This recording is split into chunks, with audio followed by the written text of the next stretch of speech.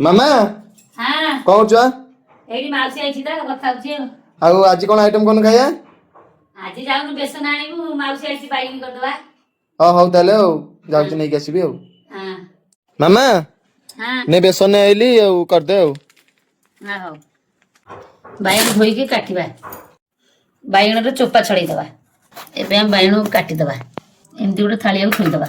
ବାଇଗଣରେ କିଛି ଲୁଣ ଦେଇଦବା, ହଳଦୀ ଗୁଣ୍ଡ ଦେଇଦବା, ଲଙ୍କା ଗୁଣ୍ଡ ଦେଇଦବା, ତାକୁ ଟିକେ ଗୋଳେଇଦବା। କିଛି କଂସାରେ ବେସନ ନେଇଯିବା।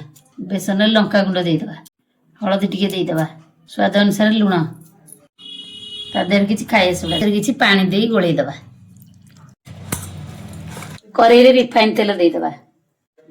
ତାକୁ ଟିକେ ବେସନରେ ଏମିତି ବାଇଗଣ ଗୁଡା ପକେଇଦବା। ତାକୁ ବୁଡେଇକି ନେଇ କରେଇରେ ପକେଇବା। ତାକୁ ଟିକେ ନେଉଟେଇ ଦବା।